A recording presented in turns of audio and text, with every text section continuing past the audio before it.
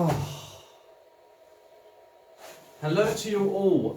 This is now going to be the official first episode in my garage. Now, I thought a really good place to start is showing you what I actually have in terms of Focus Mark 1 spares. I don't have a humongous amount. I mean, if you go on the Facebook groups, there are some members with whole garages full of spares, like from engines, gearboxes, suspension bits. And we're talking people who serially buy Mark 1 Focuses that are at the end of their life, due for breaking, beyond economical repair, and have stripped them to the absolute bone, and they have got not just one, maybe 2 or 3 garages worth of spare parts. That's not me, quite clearly.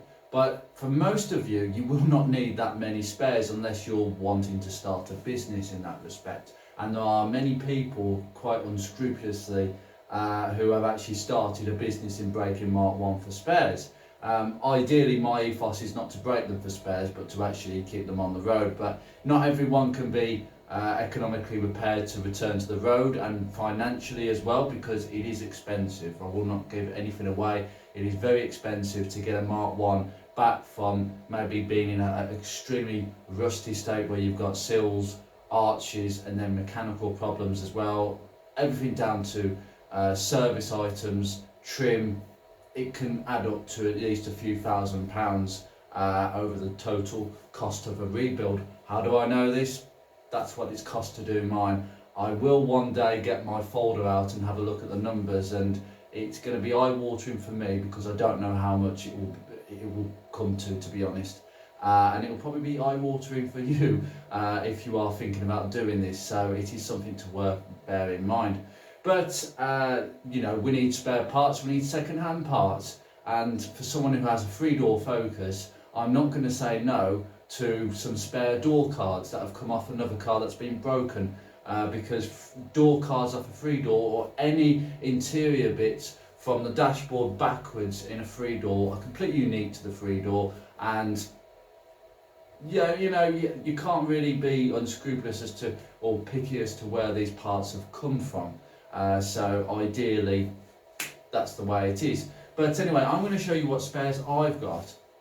And my spares, I will tell you, are based on what I believe breaks on a Mark 1.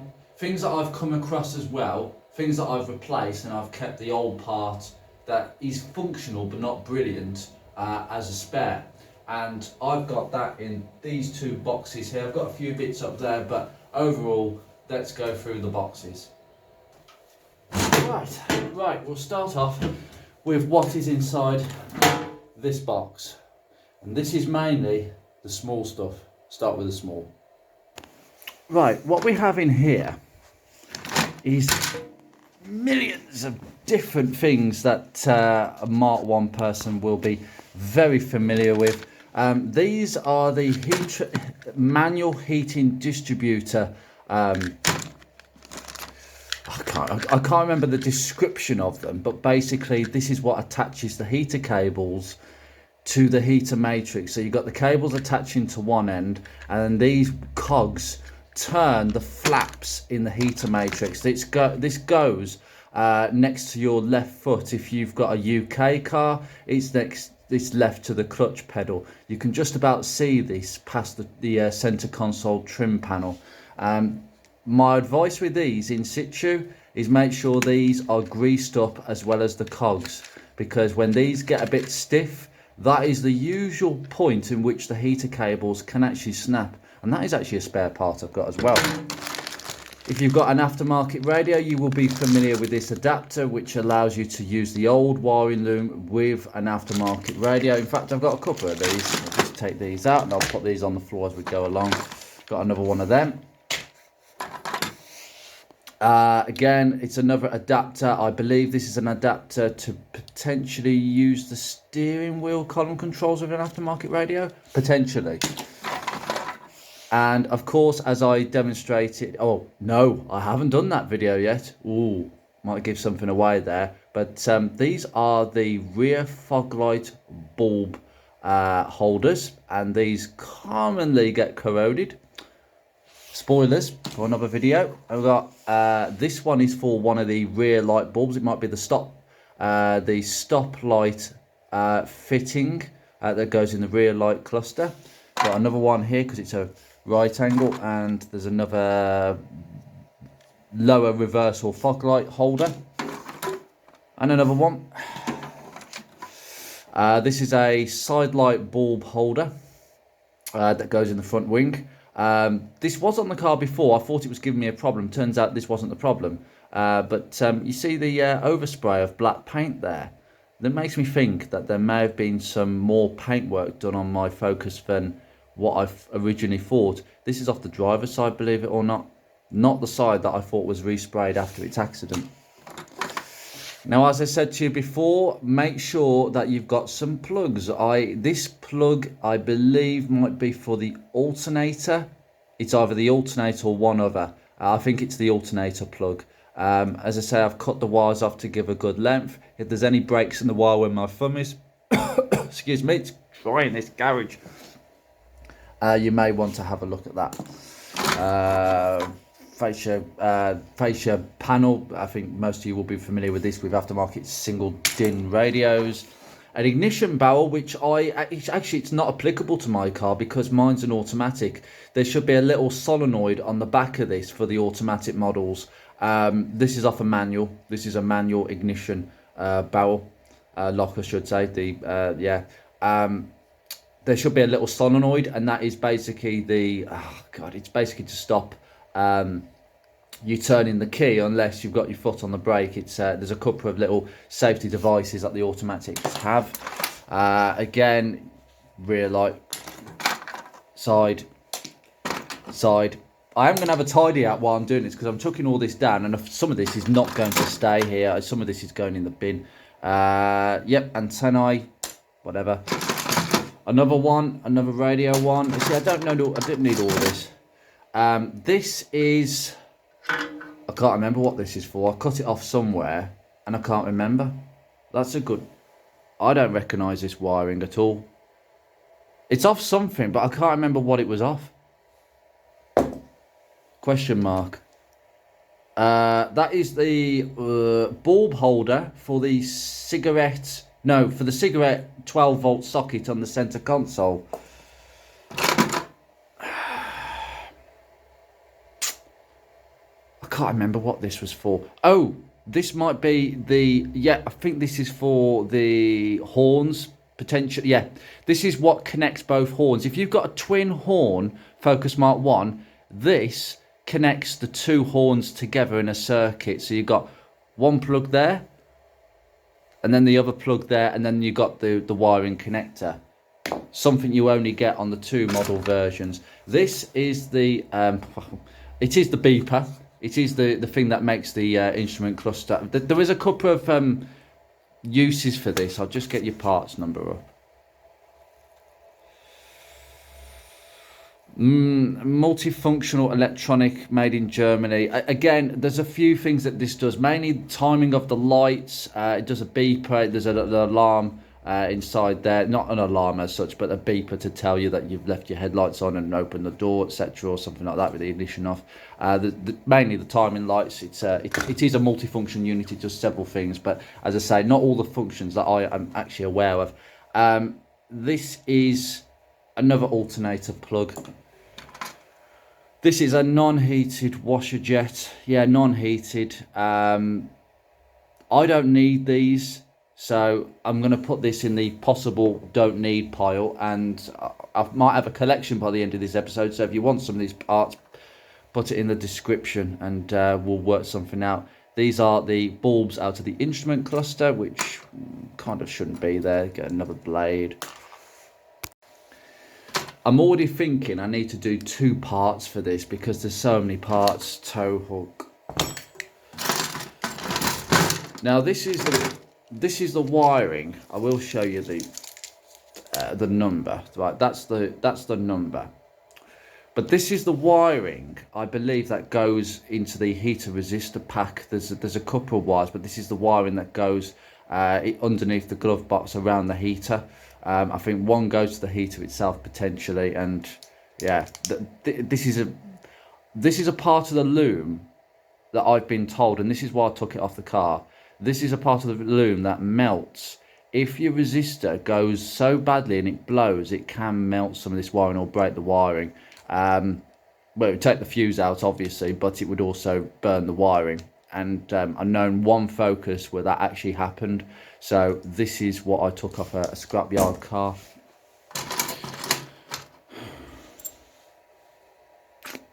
Trying to think about where these go. Oh, these are the clips for the tailgate struts, the little C-clips. And then we've got something else. Again, it's identical to the other side. I can't think about where that is. It's exactly the same as that one.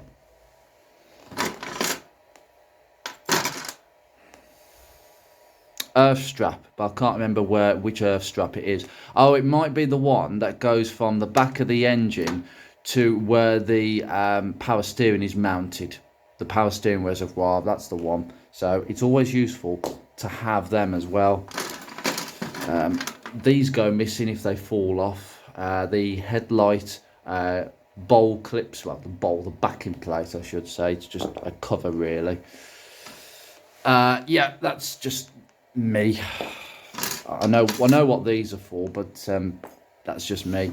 Oh, I've got a spare one. I've got a fuse. This is basically what goes in your fuse box in the passenger. No, this is what goes in the engine bay with your spare fuses. It's a fuse picker.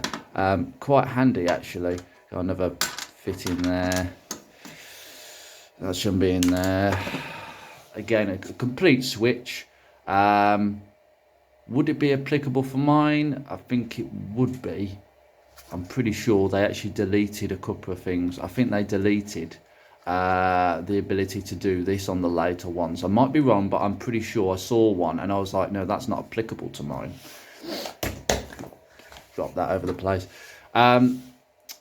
This is for the automatic models, the input speed sensor. Now on a manual gearbox, you will just have the speed sensor that goes on the output at the back of the gearbox, which reads the speed of the crown wheel differential, right? And that's what gives you your speedometer, its readings. But in the automatic, you also have this sensor that sits on top of the gearbox. I do apologise, my camera is really struggling with these lights, so I might have to think about the lighting situation. It's because the lights actually are not as bright as what it appears on camera. I may have to go up a wattage. I mean, these are 12 watts. I might have to go up to 15. You can go up to 15 on LEDs, and the wiring will take it. And the battery's actually got lots of capacity. This, is the input turbine sensor. So in an automatic, you have a torque converter. The turbine sits on the gearbox side, and basically that will spin quite differently to the speed of the engine. It is basically like two electric fans blasting against each other. One's switched on, one's not switched on. The one that's turned on will make the one that's not turned on spin just as fast to match the speed of the one that is turned on, but there's a delay, isn't there? It's going to take about 30 seconds for that one to catch up with the one that's spinning, and that's the turbine. It takes a while to catch up with the engine side of the torque converter, and this takes the reading. And what the gearbox does, it uses the reading from this and compares it with the output sensor, and basically makes decisions based on when to shift, where to shift, based on the two different readings that it's getting, or whether there's a bit of a discrepancy between the two.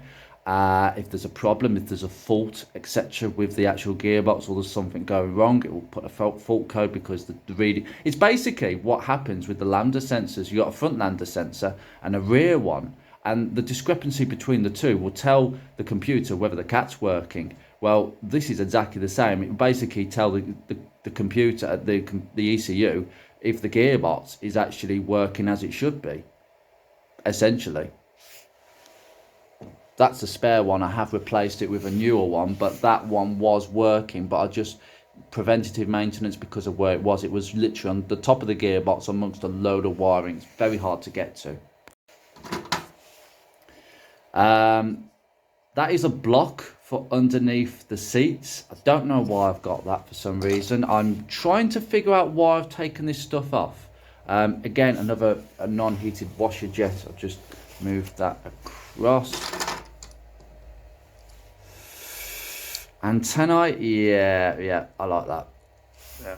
It's another one. Another earth, but I've cut it. I don't know why I did that. And I don't know where it's from.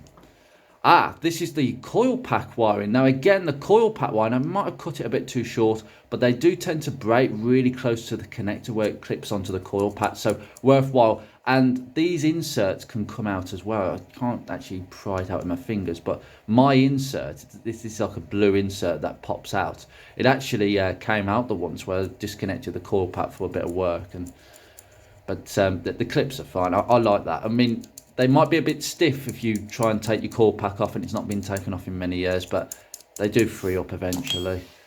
And these are big fuses. Big fuses. Lots of them.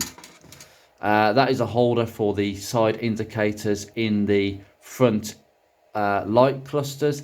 If you have a facelifted model, if you don't have that.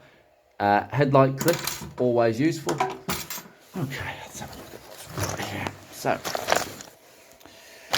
huge fuses. I tell you what, if any of these fuses go, you're in trouble. These are serious fuses that blow. They don't blow. I'm just saying, if they do blow, you're in trouble. I've got loads of these fuses. They are interchangeable. This goes in the engine bay one. I can't remember. No, actually, that is a front rear wiper one. Focusing on the number. Yeah. I do apologise to the camera in advance. That goes in the passenger glove compartment. And then I've got a load of generic fuses. And to be honest with you, the originals with the number on them are much more high quality than you get with aftermarket ones. And then we go to the first drawer, which is just as complicated. And I will tell you now, some of these bits are quite expensive. Spare fuel pressure regulator.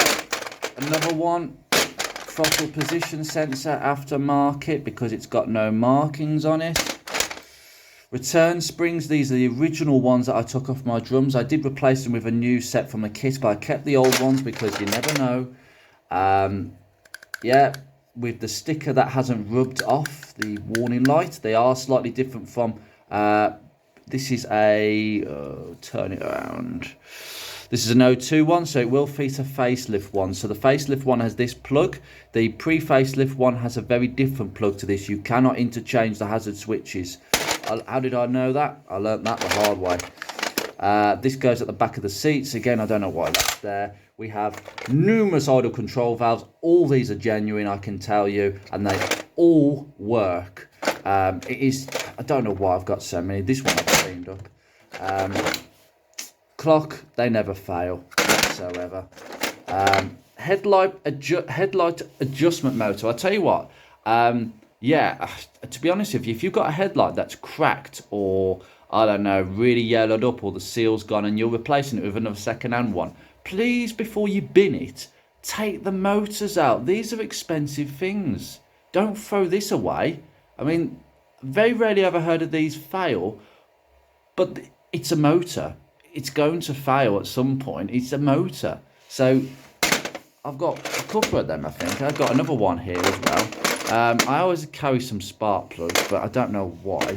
Again, I've got another ignition barrel. Yeah, these are not... I mean, I could swap mine for a manual one, but I wouldn't have the key lock one. But I'm going to put these over here. Again, as spares that are not applicable to me. This is... Oh, God, I can't remember what this is now. Oh, God, Christ or blimey, I paid not much money for this. It is... Just get it out of the packet.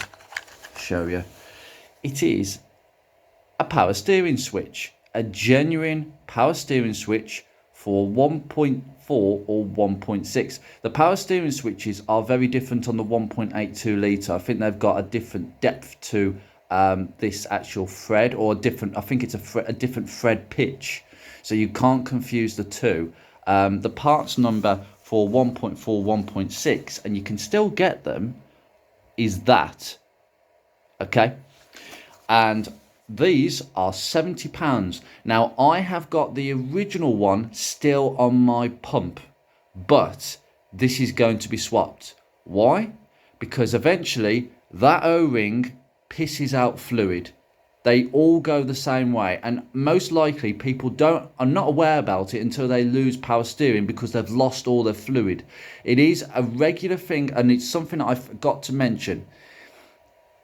In the video I did of checking under the bonnet, doing a 5-minute quick checkup of the things you need to just quickly look for, if you can just look at this by your power steering pump, whether it's at the front or the back, most likely towards the back side if you've got air conditioning, have a look around this switch to make sure there's no leaking, because this is a real common fault with MK1 Focuses. They do leak from these power steering switches. As I'm going to swap this for the old one as preventative maintenance very soon, and change the fluid, because quite frankly I really don't want this going on me, and it is a weakness, and they can slowly go or they can just burst, and unfortunately that's that end of the game. And the problem is people keep driving them until they lose power steering, and then the pump runs dry, and as I've said before, when the pump runs dry, that's it, game over. They're never going to be the same since the bearings will go dry. That's it.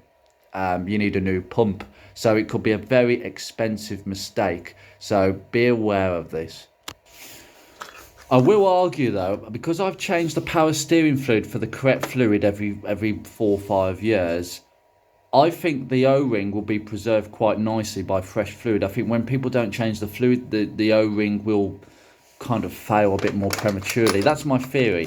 Now, I've got 2 of these. These are gearbox solenoids. If you've got the automatic 4F27E, you will have 2 solenoids, a shift A and B solenoids. These are aftermarket ones. They are not genuine ones. Genuine ones cost an arm and a leg, £200 if you want to know. These cost about £40 for the pair. They are well made, and a lot of people say good things about them, no issues. The A to B solenoids will throw a code and you will lose gears. They commonly go. Mine are okay. When I stripped the gearbox last summer with all the videos I did test the resistance of both the A and B solenoids, all the solenoids actually, and it measured within resistance, so I was kind of happy. But probably the next time I change the gearbox fluid in a few years, these are going to be replaced as per maintenance, because the solenoids do pack up. Again, this excuse me, I can't remember what this is now. Oh, it's I think it's the glove box light. Yeah, I think it's the glove box light switch. This is, I think this is the heater control, motor speed thingamajig. They never go wrong. Funny thing about these are inertia cutoff switches, right? It's normally in the down position, but when you have a crash, well, it's back up. Have a nice game with this. Handbrake switch. Couple of them. This is a crash sensor off the front of the car. I think if I need to replace the crash sensor, that is the least of my problems. But there you go. There's the parts number for it. The front satellite sensor. Oh, I've got another one. Lovely. I can't remember what that is. Oh no, this is the glove box. This is the glove box, but I can't remember what this one's for. Oh, I don't know what that's for. I don't know. This is a rear hub nut. They are of a special laminated design, and I shouldn't use this really. I think it's been off a few times. I couldn't remember, but I took it off anyway. But I've kept it in there just in case. But the truth is, the rear hub nuts should not be reused more than a few times. This can actually cross thread because it's quite a soft thread, and it's torqued up something stupid. Instrument cluster cards, these actually come out of the cluster itself. Yep, lovely. Right, next one. Oh, now we got the plastics. Yeah, indicator stalks. This is a shock absorber for the glove box, which I think is a really nice touch. these, have a couple of these, because my one actually packed up 6 months ago, where it just wouldn't operate on the driver's window at all. It just gone, and I replaced it with another one that's on the car. This is a genuine one. This is not an aftermarket one. It's always useful to have one. I've only got one spare, so I'm hoping the next one lasts a bit longer. These are the correct side vents for my car. I've not got the correct ones as I showed you. Right, okay. I've got a couple of these. Now, these are the ST170 or gear intermittent wipers. And I'll tell you what, having all these intermittents, I usually kept it on 4 or 5, is an absolute godsend. And most of you will have the wiring, but you're going to have to check it out. I can't remember which plug it is, but you're going to have to check that you've got the wiring for it. I'll go over that in another episode. But again, this is going to go to the pile of things that I could sell. So if you want an ST170 or if you want one of these and you think you got the wiring, let me know and we'll sort something out. I'm not going to ask much for it. It didn't cost me anything, actually, to be truthful. Volume. Yeah, it's always useful to have one of them, actually. But that one, I wasn't so happy. That was my original one, but the zone had rubbed off. So I replaced it with one with zone actually written on it properly. Yeah, that's your brake master cylinder float. They rarely go wrong. Wheel knobs, they can crack quite easy, but you can get brand new ones, but this is in good condition. That's the cap for the reservoir. And oh, yeah, this is another one. We've got the headrest clips. Now, I'm going to go through that in a future video, but these clips can snap, and if these snap, your headrests will drop. Right, third drawer down, and what have we got here? We've got a inlet manifold gasket, original locking nuts, of which I really don't want to use, and I've got to be honest with you, yeah, I don't really trust that. I mean, I might put it back on the car at some point, but I get a bit funny about locking nuts. I just feel they're going to shear on me. Yeah, door strap of a passenger door, which I cleaned up, but it gone slightly lazy. The one in the car is a brand new old stock one, but that's, yeah, it's okay. It's okay, it'll do. As a spare, knobs. I'll have more knobs. That's something off the boot. No, the glove compartment.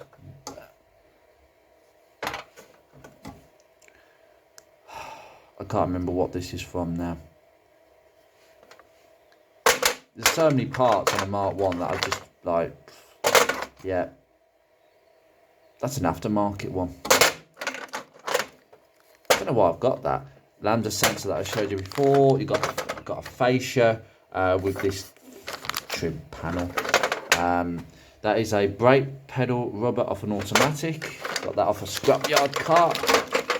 These are bits and pieces that are going to be going on the car soon, just clips for the front wings.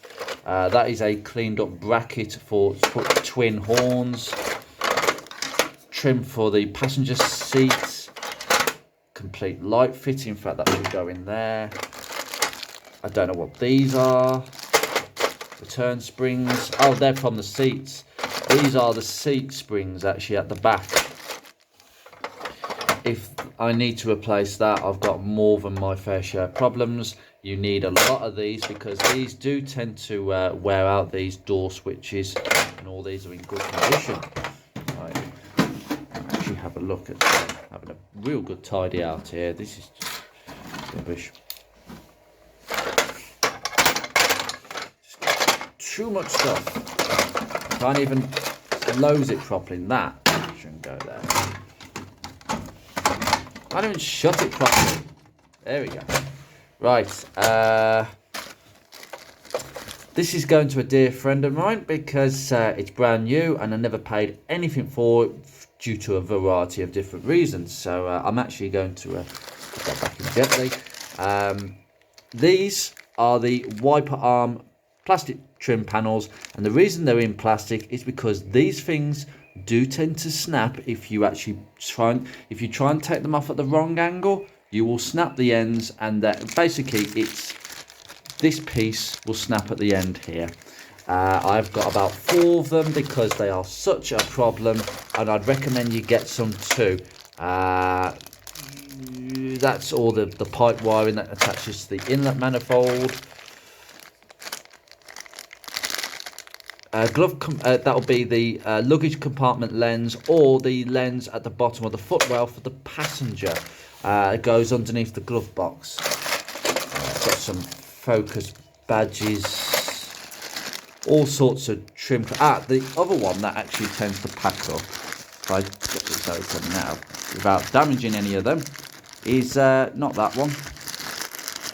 Come on, it's this. This is a grommet. This is a plastic fitting that fits on one of the studs on the left hand. Well, if you're looking from the driver's seat, it's the right hand engine mounting, the hydro mount. You've got the 3 studs that connect that to the engine mounting bracket. This fits over the middle stud, and this is where your throttle cable goes through. Your throttle cable will clip into this. These, if you're not careful, will just snap here. So I really recommend you getting a pair of these. 100%. I've got some, these clamps are rubbish.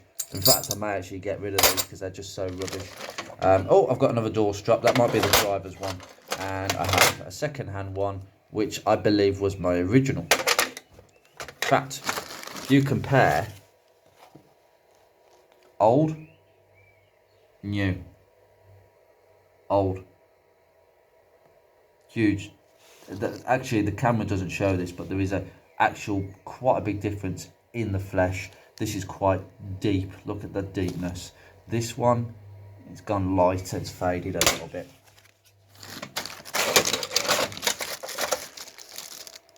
Oh God, what are these? These are very rare, and if you can make it out under the packet, this is the clip that goes on the B pillars that holds the B pillar in. These frequently break or are missing, and these clips can break. If you've got a 3-door Focus, grab some of them. 1.6 badge, that's it. Right, that is it. We have literally covered all the small stuff. There is a couple of boxes I do want to show you though. Right, now we start with these. Right, oh yes, I remember now. Come on camera, focus in. There we go. Right, what we have here is pipes. Now, I can show you a bit more of this if I take all this out very gently, because, right, that is a coolant expansion hose. They never go wrong. That is a fuel vapor liner. That will either go in the engine bay. So this is the evap line, okay? There's 2 of these. One that connects the steel pipe to, basically this will either go by the fuel filter, connecting the steel pipe that goes to the front of the car to the pipe that goes over the top of the tank, or the one that connects to the other end of that steel pipe in the engine bay to the charcoal canister, the solenoid that sits on the bulkhead. I would get that purely on the basis that this is plastic, and you can potentially, that is potentially a weak point. This is a fuel line hose. I can't remember where it goes. Oh, it's I think it's either the return line or I think it's the return line, judging by the fact it's slightly smaller in diameter. Yes, it's the white one. Engine bay. 1.6s. A lot of this is 1.6 orientated. Again, this is the pipe that goes onto the bottom of the air filter, to the little foam filter at the bottom of your air filter, and connects all the way to the back of your engine. Is it how it goes? No, sorry. Not the back of the engine, it goes into the actual cam cover at the front, so it will sit in the car as you're looking at it like that. Testing my knowledge here, guys, testing my knowledge. This is the this is the line that goes to the engine, from the fuel rail. Right, these are really important, and I've covered this in, again, another episode. These are the vacuum lines. Now, this is the one that goes from the charcoal canister valve, so it will kind of sit in the engine like, oh, I've got to be careful in case it snaps. It will sit in the engine like that, and it will go to the inlet manifold, taking a vacuum from the inlet manifold to operate the solenoid, to give it some basis of why it needs to work. I'm actually going to put that over there where it's not going to get completely damaged. Again, oh look, I've got another one, and I've got to be careful with this one. In fact, I don't think I should box it up so nice. No, I think I should keep those separate. They are very fragile, and I really recommend you get some of them, particularly that one, not the small one. The small one I've got somewhere. I'm trying to figure out what this is now. Oh, is this the washer pipe? Right, this is a second-hand washer pipe for... Yeah, it's just a washer pipe because that's the bracket it goes through when it goes through the bonnet. I don't know why I've got that, actually, because I don't need it. Another exactly the same fuel line. I've got a couple of duplicates. Again, duplicates. Duplicate. Yeah. So I've got two of each, basically. Now, this one is the short one. Now, this doesn't usually break, but again, you know, just treat it like the other one. Well, not literally throwing it on the floor, but, you know. Right, heater cables. We have two types of heater cables. They are very prone to breaking, usually because if the mechanism gets a bit stiff and sticky. I've got one there. That's... I can't remember which one is which, but there's another one, and it's this one. It's this grey one. That's the other one. Right, that will give us a clue. This is the distribution one. So this rotates wherever you want the air to go, to the windscreen, to your face, to your knees, and this rotates this, and it rotates these two cables in and out. They've got an electrical connection there, and that's the side that connects to the white piece I showed you right at the start of this episode. And we have under here we've got another two heater cables mixed in, but basically what we have here is, as you can guess, we have the infamous boot loom, the loom that just breaks inside this grommet. I'm just going to put it between my knees. They basically break as they go through there. It is a complicated piece. It goes all the way, and this is the connector that goes above the head lining. I mean, all this is in... Not that. What the hell's that? Oh, we've got a battery. Oh, we've got a... that is a starter motor cable. That's the starter motor cable. Very important, actually, potentially. And another two heater cables. But this is the most important piece of wiring on a Mark 1 Focus. Please go to a scrapyard car, get a good one. This is a good one, this is. So if I have issues, touch wood, my original one looks okay. But I'm okay. Worst comes scenario, I'll just change the entire loom instead of soldering the old one. And that is that box sorted. And now we go to the next box once I put all this stuff back in.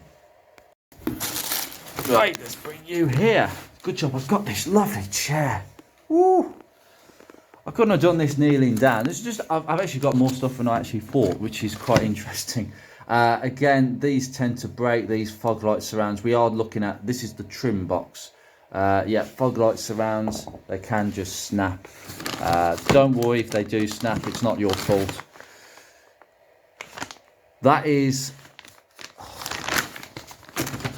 I do like these Ford packets. That is a trim for the side of the driver's seat. It's the incorrect trim for my... Oh no, it isn't. It's the second. It's the old one, but it's slightly broken. But I think I can resuscitate that if I needed to. Again, that's your right-hand console for your vent and headlight switch. That's what I was going to say, gentlemen. This is an aftermarket one. It's in really good condition, apart from some scratches there for some reason. But yeah, this is the aftermarket moulding, and it looks identical to the original, but I don't know how long they would actually last, the old ones. This is center. This is like a side piece that goes along the dashboard from the A pillar down to the bottom trim panels. These tend to break as well, and I'll tell you where they tend to break. They break, and that can break. So remember to take it off. Oh, let me think. This one is on a passenger side, so it basically, that's the top and that's the bottom. So you hook it in the bottom and then push it in. I think I got it the right way around. I might not have done there, so apologies. And this is a moulding. Now this is the, as I said in the last garage video, up there is the passenger door moulding, the large one. This is one of the smaller ones. There's two of them. So one's the driver's side, right, and then yeah, so both of them are originals.